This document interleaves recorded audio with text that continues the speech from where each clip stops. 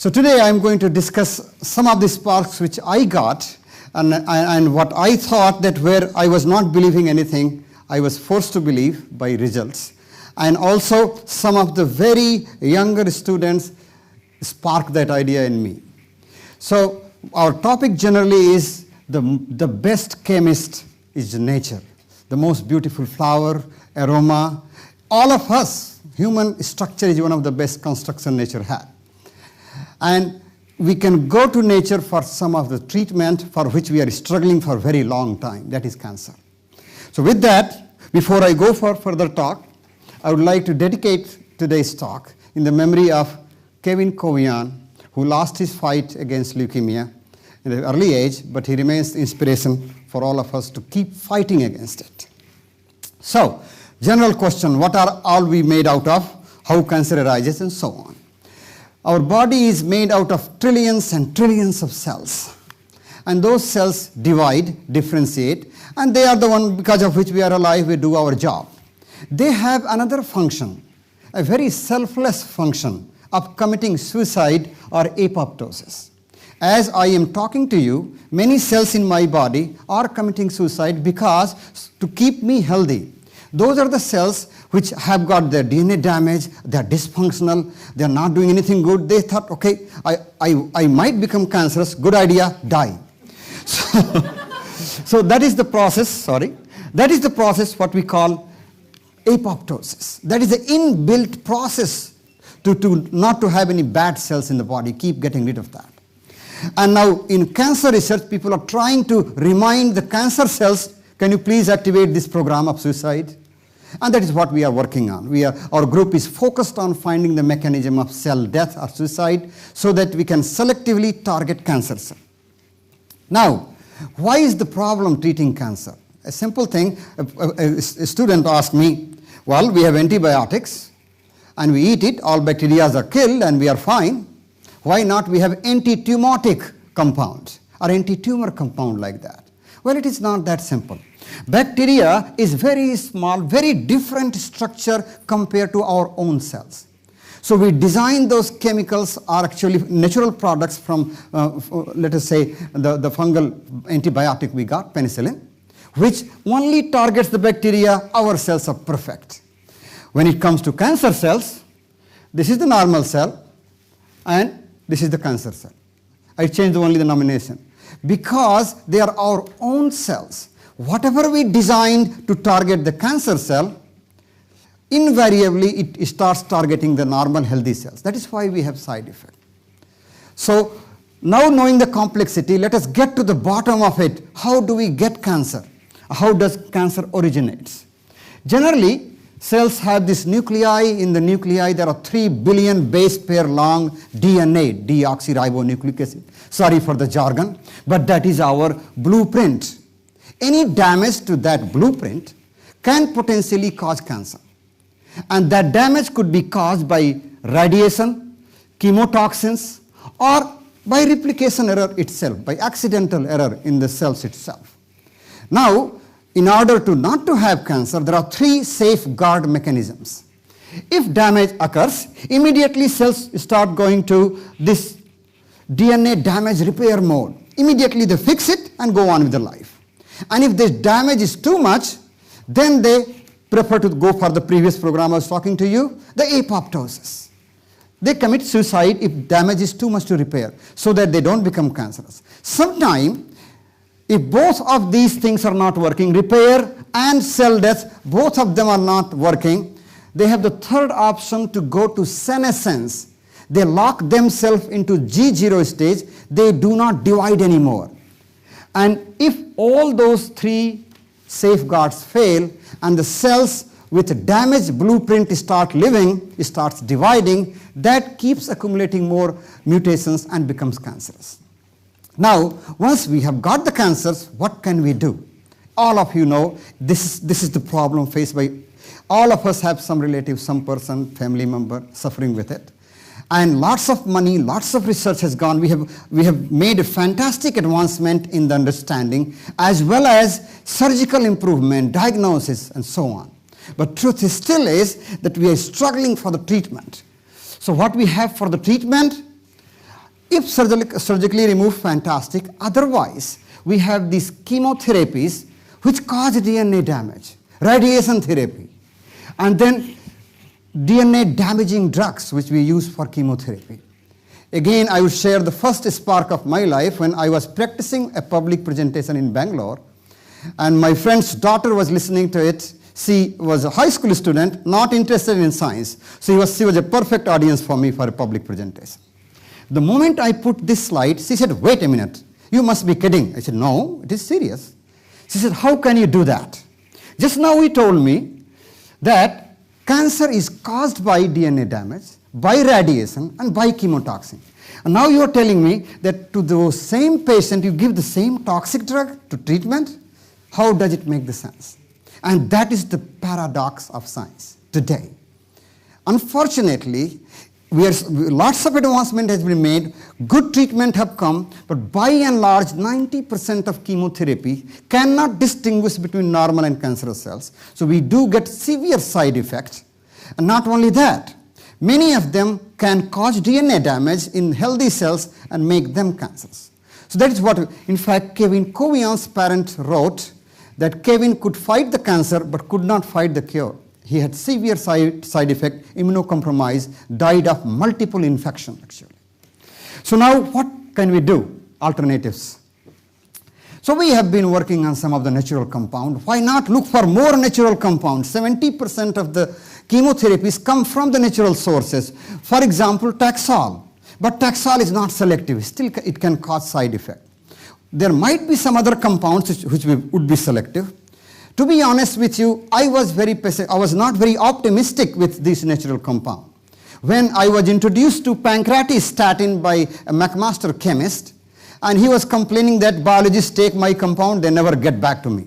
We took that compound, I thought it might not work, and the first experiment we did works so wonderfully.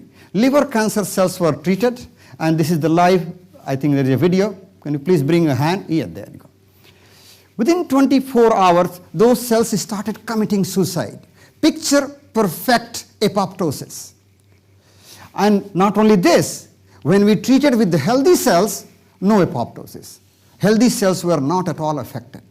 And that got me into natural product and natural health product. Now I was going to check many of the other stuffs as well.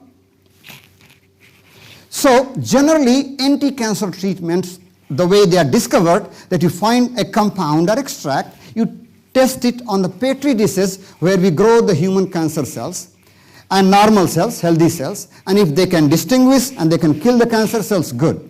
Many times things work in the petri dishes but do not work in physiological situation. In that scenario, we test them further in an animal model of cancer. And if that passes that, we also try to find out scientific validation. How does it work? What are the targets? And once all these three things are done, then drug is poised to be approved for clinical trial. This is how other chemotherapies have evolved, except majority of them did have side effects, could not be selective. And now we wanted to do the same thing with various natural products, and particularly go to the source. So in order to purify a single compound from the Taxol, from the yew tree or something, we wanted to go to some of the traditional, those natural extracts which people have been taking, try to test them out. Again, this was brought to me by Dr. Ham, an oncologist. So a chemist introduced to me to a natural product, pancreatistatin, and an oncologist introduced me to dandelion root extract. She just said that there were a couple of patients which showed up, and after 2 rounds of chemotherapy, they refused to take chemotherapy, and they went home. She was expecting that they will be brought back in the ambulance. Contrary to that, they came on their own, and apparently their blood counts, the cancer counts were low. And when she inquired, apparently they were taking dandelion root tea. So this 1 or 2% is always coincidental evidence. But having seen some of the natural compound in action, I thought we will test it. And this is how we started the dandelion project. We are right now testing 24 different extracts, but I will tell you mainly about dandelion and long pepper. So this is another experiment. We dug out the dandelion root and just ground it in the home blender with water, make the extract, filtered it, and tried to put on the same petri dishes where we grow the cancer cells. This is the leukemia cells. And frankly speaking, I was not expecting any activity because it is so diluted. 20 microliter of that 10 milliliter cocktail we make, we put into the petri dishes, and cancer cells started dying. All those bright shrunk cells are dead. And more importantly, same concentration did not do anything to healthy cells on the other side, normal cells. And that was the spark.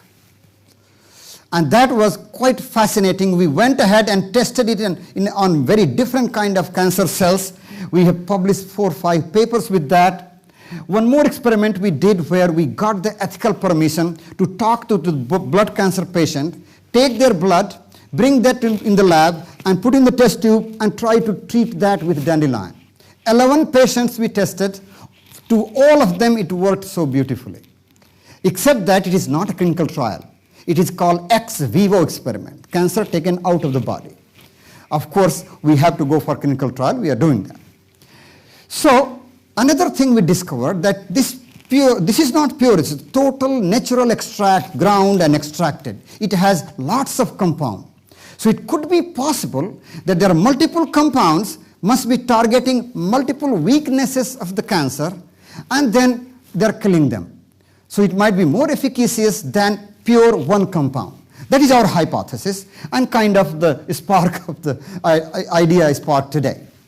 And indeed what we found, at least we have already characterized more than 10 compounds in this extract. Some of them are known to have anti-cancer property, but if they are pure, you require 10 times, 20 times, even 1,000 times more concentration. If they are present together, you require very tiny quantity. So in natural extract, there are multiple compounds which can act in synergy to kill the cancer cells. And it is not only true with the dandelion. We are working with long pepper, kind of not spice. People think it is spice, but it is the Ayurvedic medicinal plant found lots in India. Not very expensive. You can buy $3 a pound or something like that. We bought 1 pound and we are still working on it. It is so efficient. So that extract contains a pure compound, piperlongumine. People know about it, but again, you require very high amount.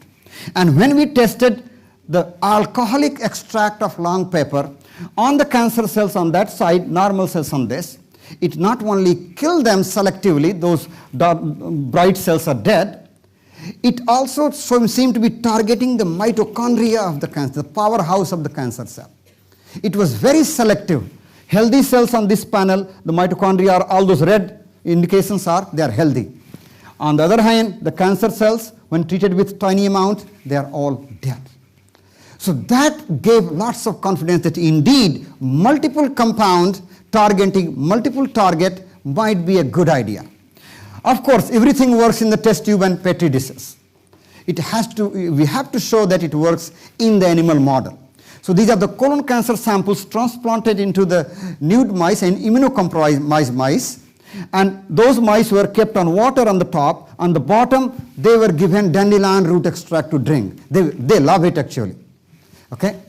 And what we saw was almost complete halt of tumor growth. You can easily say in both of the mice down and up difference. Similar results were found with the long pepper extract. So these two extracts already have been proven scientifically that they indeed are as good as any other anti-cancer drug, but bonus is they are well tolerated. Dandelion root is being taken for thousands of the year in the form of tea in many cultures. So with all this, we presented our data to Health Canada. Before I describe that, this is an anecdote for a Windsor family who gave the permission to show a picture of her dog. And Lola was diagnosed with oral melanoma, pretty big, and given only a few weeks to live. Vet said nothing can be done. And she heard about our dandelion story. She bought the dandelion root, ground it, and put in the food. And apparently, miraculous, the tumor started shrinking. And eventually, vet could remove it. And Lola is a very happy, my dog patient, wonderfully doing very well. That could be anecdotal, but there is some proof to that. Now, when we did go with all these things, all the evidence, safety data, as well as some of the anecdotal data. Mr. DiCarlo, who was asked to leave, the hospital, nothing they could do with CMML, and he started on it. He's our star patient, 4 years, is still in remission. And as well as some other data, these anecdotal data and the animal data and the scientific proof, all published paper, made Health Canada to approve this product for clinical trial. This is the first natural health product, a natural extract, going for clinical trial as a treatment for cancer in Canada. Happens to be in Windsor. And we are looking towards that. Now, with that, we can conclude that indeed, natural extract may present a safe alternative to toxic chemotherapies. Obviously, a very good cautionary note, we should not take anything and start thinking that it's anti-cancer. Scientifically and clinically, it got to be proven. And I invite oncologists and the traditional therapists, and as well as chemists, biochemists, come together and test those possibilities. I'm not saying out of 100, every 100 will be anti-cancer good product. If out of 100 natural extract, 1 or 2 are good, it is all worth it. And that is what we are doing. And of course, it has the advantage of multiple component, multiple targets, and it can be very selective. With that, I would like to acknowledge, of course, my collaborators, Dr. Ham, Dr. McNulty, and Dr. Arnason. Dr. Arnason and McNulty are biochemists. Dr. Ham is, of course, our local cancer specialist. And of course, getting money for this kind of work is very tough. The first time I proposed the grant, the reviewer said this guy is trying to cure cancer by snake oil. So you have to be ready for that kind of criticism. But truth is, our local community came. Local Cancer Foundation, through Seeds for Hope, presented this money, and that is how project is started. Knight of Columbus contributed. Covian family, to develop safer, non-toxic treatment in memory of their son, they put $40,000, retired teacher out of their pocket. So we are all very grateful to them, of course, John H. Foundation and Ross Foundation. And of course, I am just a talker, extrovert like the previous lady. All the work is done by the student. These young people right in your community have phenomenal motivation to work and fight and find something which works for cancer without toxicity. Thank you for your listening. You are the best listener I have ever had. Thank you so much.